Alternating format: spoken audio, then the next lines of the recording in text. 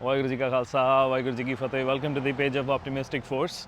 My name is AMNEET Singh. So today we are going to be talking about 3 mistakes that every candidate makes or commits in his or her IELTS exam and must not do, right? So the very first mistake is not being aware of yourself, your family, your habits, your hobbies, your hometown, your work, right? And if being aware of all these things, you're not able to express them, right? That becomes another mistake. ਸੋ ਜ਼ਿਆਦਾਤਰ ਸਾਰੇ ਅਸੀਂ ਇਹੀ mistake commit ਕਰਦੇ ਹਾਂ ਨਾ ਜਾਣੇ ਹੋਏ, ਕਿਉਂਕਿ ਪਤਾ ਕੀ ਹੁੰਦਾ ਆ, ਅਸੀਂ ਚੀਜ਼ਾਂ ਨੂੰ ਰੱਟਾ ਲਾਇਆ ਹੁੰਦਾ, ਠੀਕ ਹੈ, ਜ਼ਿਆਦਾਤਰ ਅਤੇ ਸਾਨੂੰ ਪਤਾ ਨਹੀਂ ਹੁੰਦਾ ਅਸੀਂ ਕਿੱਦਾਂ ਬੋਲਣਾ ਹੁੰਦਾ। ਤਾਂ ਅਗਰ ਤੁਸੀਂ ਆਪਣੇ ਬਾਰੇ, ਆਪਣੀ ਆਦਤਾਂ ਬਾਰੇ ਨਹੀਂ ਸ਼ਿਓਰ ਹੈਗੇ ਹੋ, ਆਪਣੀ ਹੌਬੀਜ਼ ਬਾਰੇ ਨਹੀਂ ਸ਼ਿਓਰ ਹੈਗੇ ਹੋ, ਠੀਕ ਹੈ, ਆਪਣੇ ਹੋਮ ਟਾਊਨ ਬਾਰੇ ਨਹੀਂ ਸ਼ਿਓਰ ਹੈਗੇ ਹੋ ਵੀ ਕੀ ਬੋਲਣਾ ਹੈ ਨਾ, ਅਤੇ ਜਾਂ ਆਪਣੀ ਫੈਮਿਲੀ ਬਾਰੇ ਨਹੀਂ ਸ਼ਿਓਰ ਹੈਗੇ ਹੋ, ਠੀਕ ਹੈ, ਕੋਈ ਕੰਮ ਤੁਸੀਂ ਕਰਦੇ ਹੋ ਉਹਦੇ ਬਾਰੇ ਸ਼ਿਓਰ ਨਹੀਂ ਹੋ, ਠੀਕ ਹੈ, ਤੁਹਾਨੂੰ ਬੋਲਣਾ ਹੀ ਨਹੀਂ ਆਉਂਦਾ ਵੀ ਉਹਦੇ ਬਾਰੇ ਤੁਸੀਂ ਸ਼ਿਓਰਿਟੀ ਨਹੀਂ ਰੱਖਦੇ ਨਾ, ਕਿਉਂਕਿ ਤੁਸੀਂ ਬੋਲਿਆ ਹੀ ਨਹੀਂ ਹੈਗਾ ਕਦੀ, ਤਾਂ ਇਹ ਮਿਸਟੇਕ ਹੋ ਜਾਂਦੀ ਹੈ। ਇਹ ਨਾ ਚਾਹੁੰਦੇ ਹੋਏ ਵੀ ਤੁਹਾਡੇ ਕੋਲੋਂ ਮਿਸਟੇਕ ਹੋਏਗੀ ਜਿਹਦੀ ਭਰਪਾਈ ਤੁਸੀਂ ਨਹੀਂ ਕਰ ਸਕਦੇ। ਤਾਂ ਇੱਕ ਚੀਜ਼ ਦਾ ਧਿਆਨ ਰੱਖੋ, ਇਹ ਤੋਂ ਪਹਿਲਾਂ ਵੀ ਆਪਾਂ ਐਗਜ਼ਾਮ 'ਚ ਬੈਠੀਏ ਤਾਂ ਆਪਾਂ ਵਧੀਆ ਤਰੀਕੇ ਨਾਲ ਪ੍ਰੈਕਟਿਸ ਕਰ ਲਈਏ। ਇਹ ਕੁਝ ਜਿਹੜੇ ਸਵਾਲ ਨੇ ਇਹ ਕਿਉਂਕਿ ਪੱਕੇ ਸਵਾਲ ਨੇ, ਸਾਰਿਆਂ ਨੂੰ ਪੁੱਛੇ ਜਾਣੇ ਨੇ ਇਹ ਵਾਲੇ, ਤਾਂ ਆਪਾਂ ਇਹੋ ਜਿਹੀ ਨੈਗਲੀਜੈਂਸ ਕਿਉਂ ਕਰੀਏ, ਹੈ ਨਾ, ਆਪਾਂ ਕਿਉਂ ਨਹੀਂ ਆਪਣੇ ਆਪ ਦੀ ਤਿਆਰੀ ਕਰਦੇ ਚੱਜ ਨਾਲ। ਤਾਂ ਦੂਜੀ ਮਿਸਟੇਕ ਜਿਹੜੀ ਕਿ ਆਪਾਂ ਕਰਦੇ ਹਾਂ ਜੀ ਕਿਊ ਕਾਰਡਸ ਦੇ ਵਿੱਚ, ਮਿਸਟੇਕ ਕੀ ਹੁੰਦੀ ਹੈ, not extending your answers, right? Now how or why or how you don't extend your answers? First, you do not have the habit of committing, speaking a lot on any topic, right? Why? Because first, you're not aware. Second, you're having thoughts in your head or you're not able to express them, right? ਤੁਹਾਡੇ ਦਿਮਾਗ 'ਚ ਤਾਂ ਬਹੁਤ ਕੁਛ ਹੈ, ਅਸੀਂ ਦਿਮਾਗ 'ਚ ਤਾਂ ਸ਼ੇਰ ਬਣਦੇ ਹਾਂ, ਦਿਮਾਗ 'ਚ ਮੇਰੇ ਕੋਲ ਬਹੁਤ ਕੁਛ ਹੈ ਬੋਲਣ ਨੂੰ, ਸੋਚੀਏ ਤਾਂ ਬਹੁਤ ਕੁਝ ਬੋਲ ਸਕਦੇ ਹਾਂ, ਪਰ ਅਸਲੀ 'ਚ ਬੋਲਣਾ ਹੋਵੇ ਤਾਂ ਦਿੱਕਤ ਆ ਜਾਂਦੀ ਹੈ। ਉਹ ਕਿਉਂ ਦਿੱਕਤ ਆ ਜਾਂਦੀ ਅਸਲੀ 'ਚ ਬੋਲਣ ਦੇ ਵਿੱਚ? ਕਿਉਂਕਿ ਅਸੀਂ ਅਸਲੀ 'ਚ ਕਦੀ ਬੋਲਿਆ ਨਹੀਂ ਹੁੰਦਾ। ਤਾਂ ਇਹ ਦੋ ਚੀਜ਼ਾਂ ਨੇ, ਇਹਦਾ ਧਿਆਨ ਰੱਖੋ, ਇੱਕ ਤਾਂ ਆਈਡੀਆਸ ਅਤੇ ਦੂਜਾ ਹੈ ਬੋਲਿਆ ਨਹੀਂ ਹੁੰਦਾ, ਐਕਸਪ੍ਰੈਸ ਨਹੀਂ ਕੀਤਾ ਹੁੰਦਾ। ਤਾਂ ਤੁਸੀਂ ਆਪਣੀ ਕੋਸ਼ਿਸ਼ ਕਰਨੀ ਹੈ ਵੀ ਮੈਂ ਵੱਧ ਤੋਂ ਵੱਧ ਪ੍ਰੈਕਟਿਸ ਕਰਾਂ ਸੋਚ ਕੇ ਬੋਲਣ ਦੀ।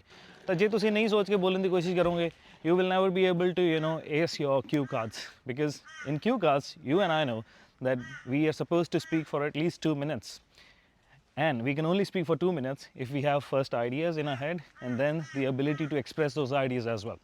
ਤਾਂ ਇਹ ਦੂਜੀ ਮਿਸਟੇਕ ਹੈ ਜੇ ਤੁਸੀਂ ਆਪਣੇ ਆਨਸਰਸ ਨੂੰ ਐਲੋਂਗੇਟ ਨਹੀਂ ਕਰਦੇ ਹੋ, ਕਿਉਂਕਿ ਇਹਦੇ ਵਿੱਚ ਹੁੰਦਾ ਕੀ ਹੈ, there are many ways to improve a cue card, ਠੀਕ ਹੈ, ਬਾਕੀ ਉਹ ਆਪਾਂ ਇੱਕ ਵੱਖਰੀ ਵੀਡੀਓ 'ਚ ਡਿਸਕਸ ਕਰਾਂਗੇ।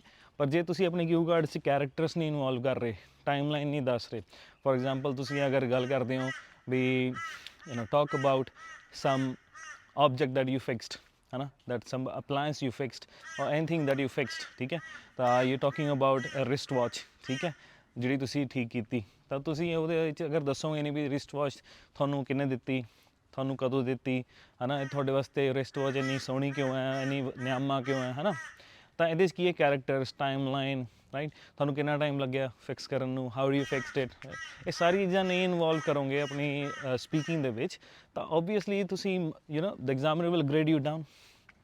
ਗੱਲ ਸਮਝ ਰਹੇ ਹੋ? ਤਾਂ ਇਹ ਚੀਜ਼ਾਂ ਬਹੁਤ ਜ਼ਰੂਰੀ ਨੇ ਜਦ ਵੀ ਤੁਸੀਂ ਆਪਣੀ ਕਿਊ ਕਾਰਡਸ ਵੱਲ ਤਿਆਰੀ ਕਰਨੀ ਹੁੰਦੀ ਹੈ।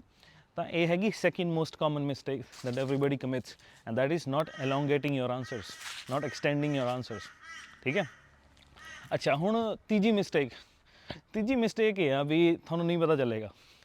ਜਦੋਂ ਸੈਕਸ਼ਨ 3 ਦੀ ਗੱਲ ਕਰਦੇ ਹਾਂ ਸਪੀਕਿੰਗ ਦੇ ਵਿੱਚ, ਆਈਲਟਸ ਸਪੀਕਿੰਗ ਦੇ ਵਿੱਚ ਸੈਕਸ਼ਨ 3 ਦੀ ਗੱਲ ਕਰਦੇ ਹਾਂ, ਤਾਂ ਸੈਕਸ਼ਨ 3 ਦੇ ਵਿੱਚ ਕੁਐਸਚਨਸ ਪੁੱਛੇ ਜਾਂਦੇ ਨੇ ਤੁਹਾਨੂੰ ਇੱਕ ਜੈਨਰਿਕ ਸੈਂਸ ਤੋਂ। ਫੋਰ ਐਗਜ਼ਾਮਪਲ ਅਗਰ ਤੁਹਾਨੂੰ ਪੁੱਛ ਲਿਆ ਜਾਵੇ what do people mostly do on weekends in your city, ਠੀਕ ਹੈ, ਹੁਣ ਤੁਹਾਨੂੰ ਸਵਾਲ ਪੁੱਛਿਆ ਗਿਆ ਲੋਕਾਂ ਦੇ ਹਿੱਤ ਤੋਂ ਵੀ ਲੋਕ ਕੀ ਕਰਦੇ ਨੇ, ਪਰ ਤੁਸੀਂ ਜਵਾਬ ਦੇ ਰਹੇ ਹੋ I mostly go out with my friends to watch a movie.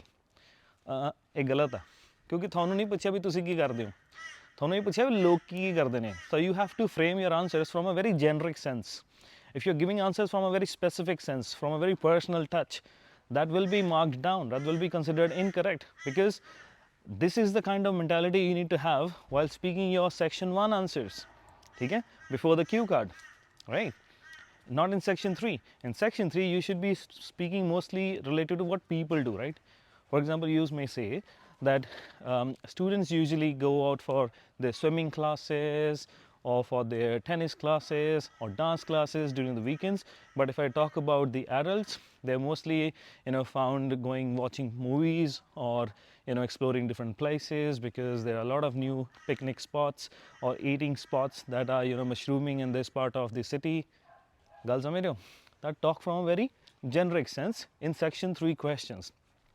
ਤਾਂ ਇਹ 3 ਕਾਮਨ ਮਿਸਟੇਕਸ ਨੇ ਜੋ ਹਰ ਇੱਕ ਸਟੂਡੈਂਟ ਕਮਿਟ ਕਰਦਾ ਹੈ, ਜਿਸ ਕਰਕੇ ਉਹਦੇ ਬੈਂਡ ਨਹੀਂ ਆ ਪਾਉਂਦੇ.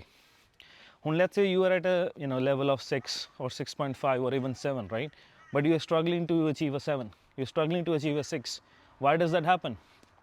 ਉਹਦਾ ਕਾਰਨ ਇਹੀ ਹੈ ਵੀ ਤੁਸੀਂ ਸਮਝ ਕੇ ਨਹੀਂ ਬੋਲ ਰਹੇ ਹੋ.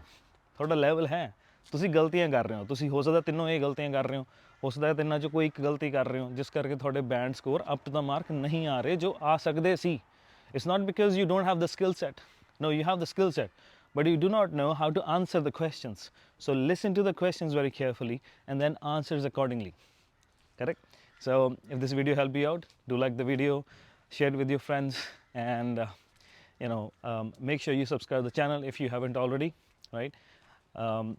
If you have any other questions that you would ask for me to frame a video on top of it, then please feel free to ask your questions. Comment down with your questions, comment down with your answers, and if this video helped you out as well, right?